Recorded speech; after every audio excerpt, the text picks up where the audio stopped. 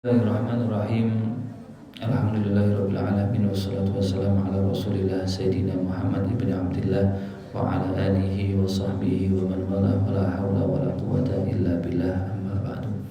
Qala Syekhuna al-Mu'allif rahimallahu ta'ala wa nafa'ana bihi wa bi ulumihi wa bi ulumikum fi darain amin ila an qala babus sabri 'ala al-bala. Mari kita mengkaji mengenai tema pada pagi hari ini, mengenai tema yang berjudul tentang sabar. Sabar. Sabar itu dari bahasa Arab sobar. Sobar. Itu yang Jawa kangelan sobar akhirnya sabar. Artinya sabar nopo? Nopo sabar itu nopo?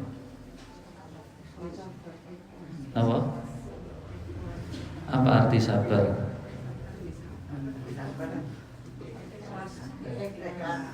Ikhlas. Ini boten ngar sulo, boten sambat ayu sambitu sambitan. Itu teguh. Sabar itu teguh, tidak berubah. Sabar itu teguh, tidak berubah, jejak tidak berubah. Ini sabar. Semoga Allah SWT berikan hati kita hati yang sabar. Waruwiya Nabi Warad an Muhammad bin Muslim yarfa'uhu ila Nabi sallallahu alaihi wasallam anna rajulan qala. Ada seorang berkata kepada Rasulullah sallallahu alaihi wasallam, "Ya Rasulullah, zahaba mali wa saqama jismi." Wahai Rasulullah, hartaku habis dan tubuhku sakit. Enten tiyang sambat teng Kanjeng Nabi. Nggih kados jenengan iki lah sambat kali gurune kadang. Nggih. Kata sambat itu apa kata syukure? Sambat.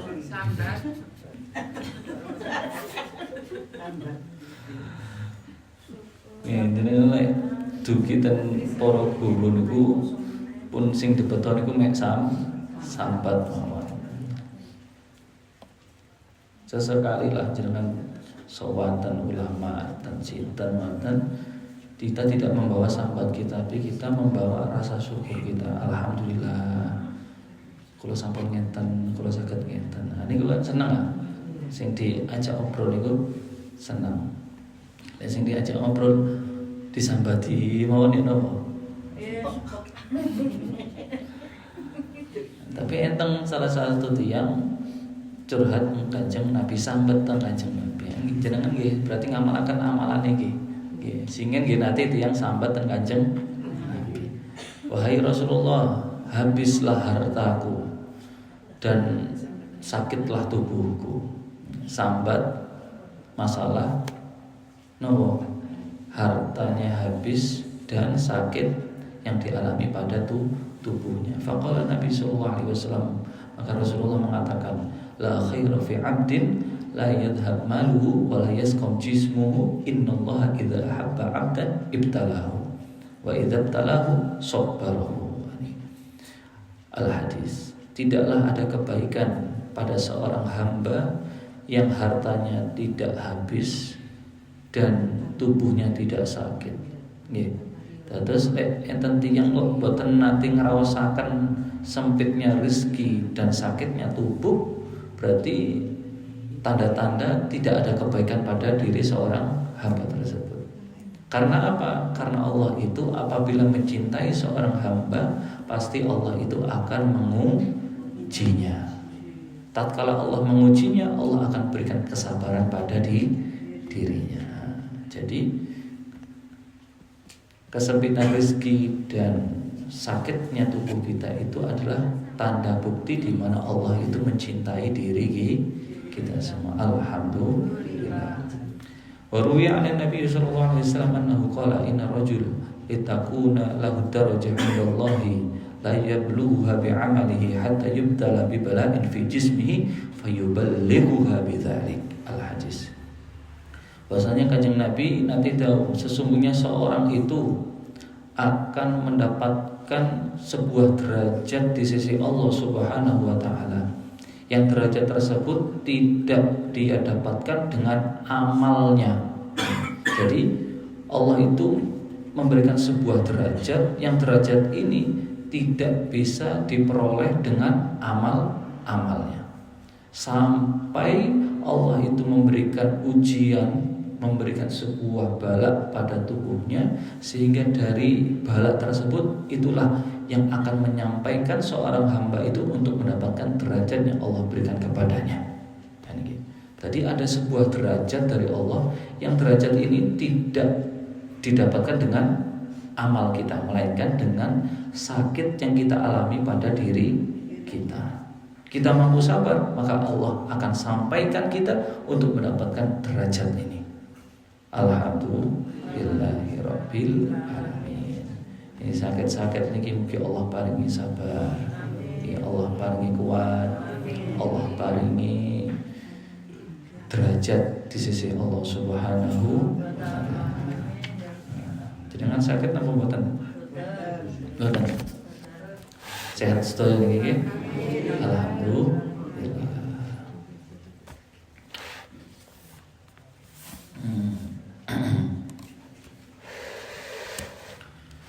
Waruya Sa'id ibn Jubair an Ibn Abbas radhiyallahu taala anhu an Nabi sallallahu alaihi wasallam qala. Nanti Kanjeng Nabi tahu awwalu man yud'a ilal jannah alhamdulillah lillah. Orang yang pertama kali yang akan dipanggil untuk masuk ke dalam surganya Allah Subhanahu wa taala. Siapakah orang yang pertama yang diajak atau yang dipanggil namanya untuk masuk layak ke dalam surga? Siapa? Mereka itu alhamdulillah, yang mereka itu senantiasa memuji Allah Subhanahu wa taala. Alhamdulillah. Hamad bukan sekedar memuji, tapi sangat banyak memuji Allah.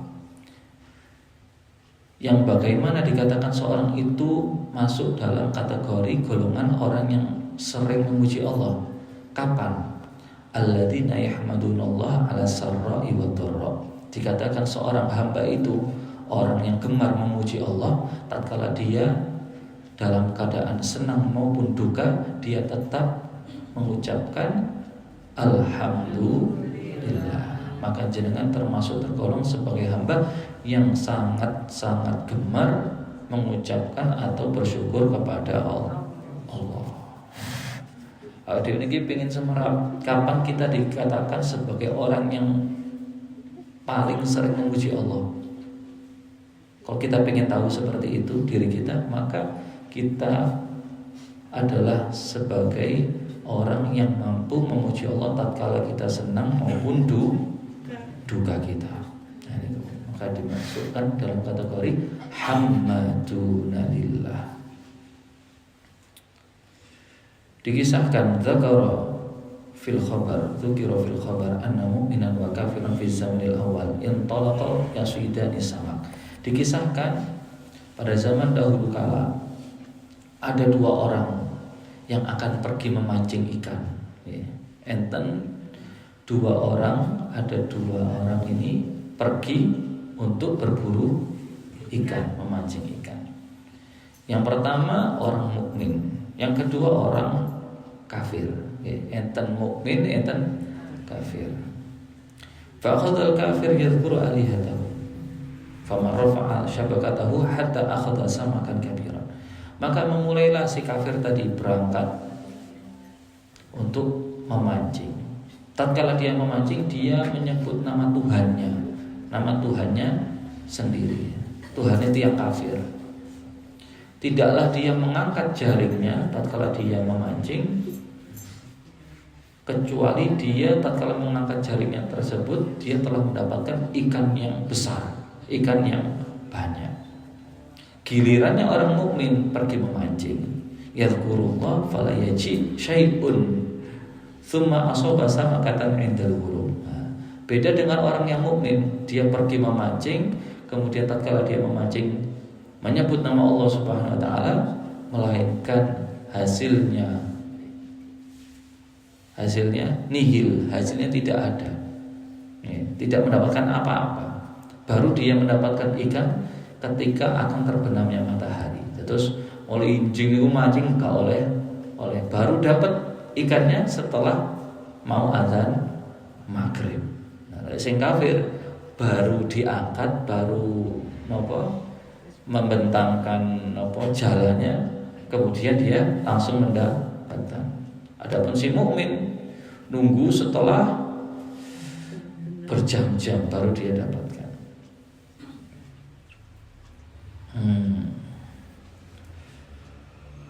Singkat cerita, falamma sa'ida ila sama. Singkat cerita,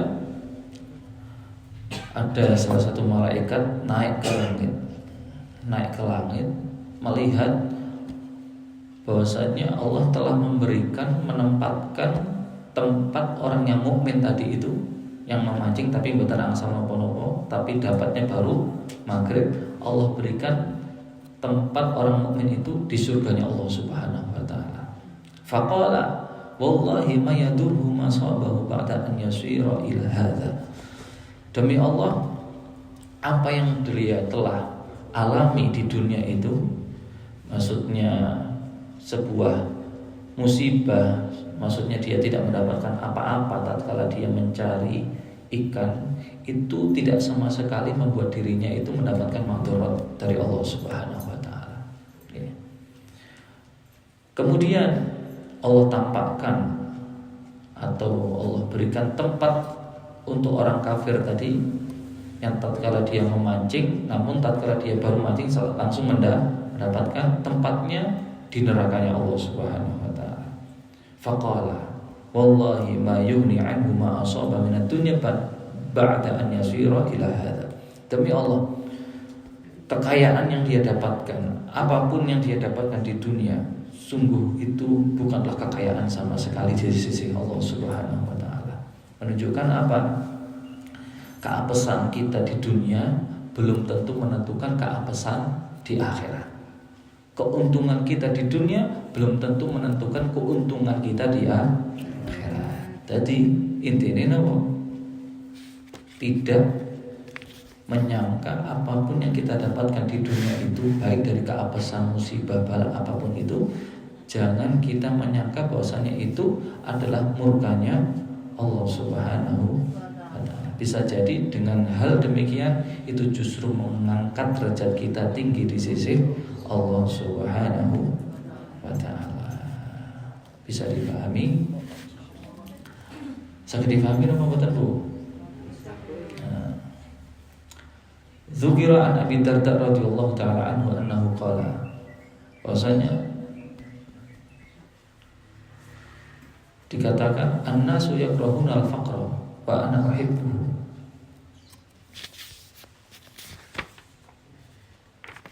Sesungguhnya manusia itu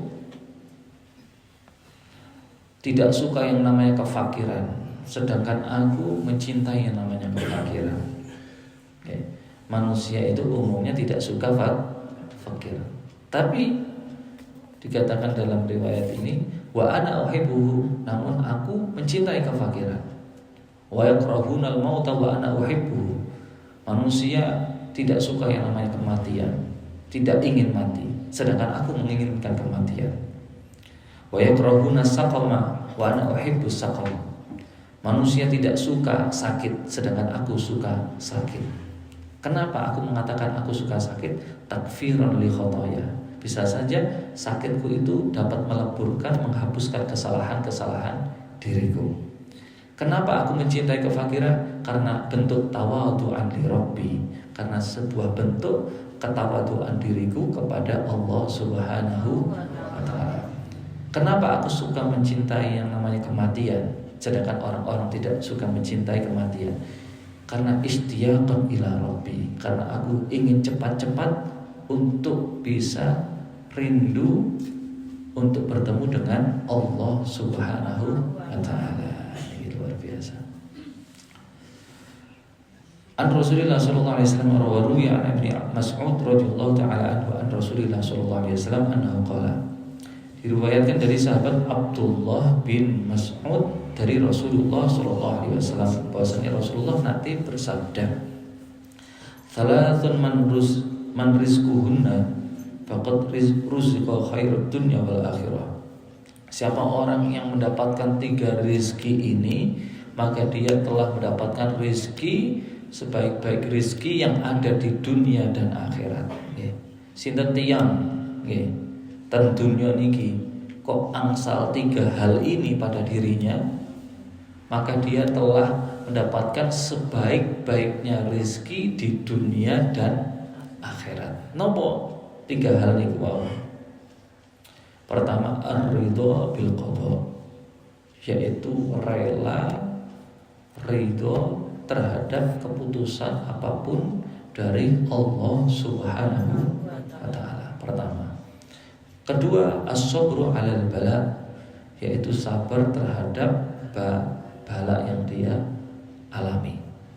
Yang ketiga, ad-du'a'u 'indar raha, yaitu dia mampu mengangkat kedua tangannya berdoa kepada Allah 'indar raha, tatkala dia diberikan kelapangan, kebahagiaan, kesenangan pada dirinya. Nah, karena pada umumnya seseorang itu mau untuk berdoa kepada Allah, tapi tatkala dia butuh kepada Allah. Lek pas susah baru donga. Lek pas seneng, alis. Pertama, ridho dengan keputusan Allah. Kedua, sabar terhadap musibah bala yang dia alami. Ketiga, dia tetap berdoa kepada Allah tatkala Allah berikan kebahagiaan pada dirinya. Maka sungguh dia telah mendapatkan sebaik-baiknya rizki di dunia wal akhirah dan di akhirat. Alhamdulillahirabbil alamin. Wa yuqalu thalathun min kunuzil birri. Dikatakan dalam sebuah riwayat ada 3 hal yang termasuk daripada kunuzil birri. Kanzun itu harta yang tersimpan. Al-birri kebaikan, maksudnya kebaikan yang tersimpan itu seperti apa? Pertama ada 3. Yang pertama kitmanus shadaqah, dia itu gemar menyembunyikan sedekahnya. Dan terus sedekah ini apa? Disembunyikan, tidak banyak orang yang tahu. Ini betul, jenengan sedekah di hadapan orang boleh, tapi jenengan juga harus memiliki sedekah yang tidak dilihat oleh orang lain. Kedua, kitmanul wajah, menyembunyikan rasa sakit yang dialaminya. Niki. Terus hakikatnya dirinya itu sakit, tapi dinampakkan pada manusia seakan-akan dirinya tidak sakit. Yang ketiga, kitmanul musibah, dia itu pintar menyembunyikan musibah yang dia alami. Niki. Enten tiang diparingi musibah kali Gusti Allah, jangan kita semudah atau mudah untuk menampakkan musibah yang kita alami kepada manusia. Para ulama-ulama terdahulu, orang-orang soleh terdahulu itu pintar menyembunyikan musibah yang dialaminya. Pintar betul-betul, seakan-akan orang melihat hanya kebahagiaan, padahal dirinya mendapatkan musibah dari Allah Subhanahu wa ta'ala. Kata-kata anak muda sekarang itu problematik estetik di luar, tapi problematik di dalam. Niki. Estetik ini seakan-akan wah seneng tok, tapi asli ini mboten seneng.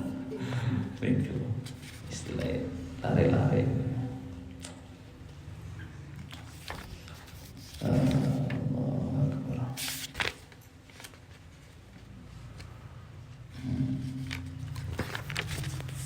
Mengenai tentang kesabaran. Terakhir, Waruya Abdullah Warawa Abdullah ibn al-Harith an ibn Abbas radhiyallahu ta'ala anhu maqala. Diceritakan ada salah satu para nabi itu mengeluh kepada Allah Subhanahu wa ta'ala. Enten salah satu nabi, dia mengadu kepada Allah Subhanahu wa taala. Dia mengatakan kepada Allah, "Ya Rabb, wahai Allah, wahai Tuhanku, al-abdul mu'min yuti'uka wa yajtanibu 'asik tazwi anhu dunya wa tu'rid lahul bala." Wahai Allah, wahai Tuhanku, orang mukmin, hamba-hamba yang mukmin itu senantiasa taat kepadamu dan dia menjauhi maksiat kepadamu. Tapi kenapa mereka itu, sebagian dari mereka masih Allah sempitkan dunianya, Allah masih sempitkan rizkinya, dan Allah masih berikan bala kepadanya. Sedangkan orang kafir, hamba yang kafir, dia tidak pernah taat kepadamu, justru dia semakin melanggar perintahmu. Tapi engkau masih berikan dunia yang begitu lapang kepadanya. Beda dengan orang mukmin yang sambat. Enten tiang mukmin seragam ibadah tapi kok tasik boten sae uripe. Nggih, dunyane tasik seret. Nggih sampun taat, sampun sae, tapi kok tasik wonten mawon uripe. Sedangkan orang kafir, dia tidak taat kepada Allah, tapi Allah justru berikan kelapangan rizki kepadanya. Ini sambat salah satu para nabi. Maka Allah mewahyukan kepadanya, "Innal ibadali wal bala li wa kullun yusabbihu bihamdi fayakunul mu'min alimna dzunub fa azwi anhu dunya wa uqrid lahul bala fayakunu kafaratan lidzunubi hatta yalqani fa ajziyahu bihasanati." Orang mukmin itu, semua hamba itu milikku, di tanganku, wal bala di tanganku. Kata Allah Subhanahu wa taala. Orang mukmin itu, dia itu terkadang melakukan dosa. Maka aku berikan sebuah peringatan untuknya, supaya dengan peringatan tersebut, bala tersebut yang mampu menghapus segala dosa-dosanya, sehingga tatkala dia menghadap kepadaku, aku akan berikan balasan dengan kebaikan kepadanya. Ini ke orang mukmin. Sedangkan orang kafir, aku lampahkan betul rezekinya, aku berikan apa yang dia inginkan di dunia. Namun tatkala dia menghadap kepadaku, menghadap kepada diriku, aku akan memberikan balasan dengan siksaan kepadanya. Ini bedanya di yang mukmin kali kafir. Boleh kita sengsara saat ini, tapi yakinilah di saat nanti Allah akan membalas kesengsaraan kita dengan kebahagiaan. Alhamdulillahirabbil alamin. Semoga Allah paringi kesabaran, kekuatan, keikhlasan di dalam hati kita, sehingga kita mampu menerima semua apa yang Allah berikan kepada kita semua. Amin ya rabbal alamin. Penutup,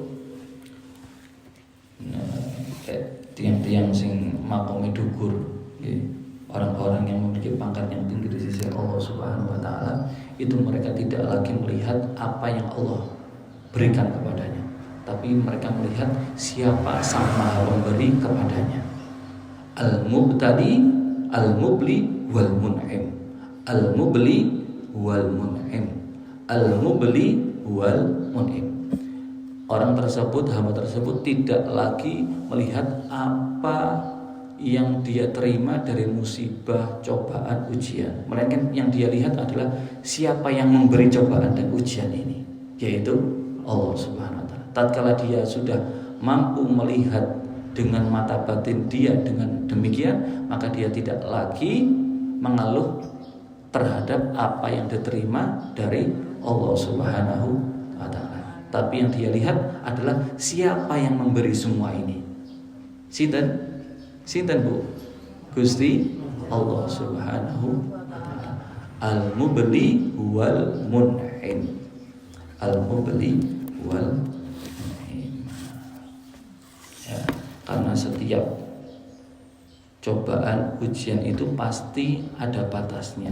Obatnya adalah sabar terhadap Allah sabar terhadap ujian yang diberikan oleh Allah Subhanahu wa taala. Amin wa rabbal alamin. Wallahu a'lam bishawab.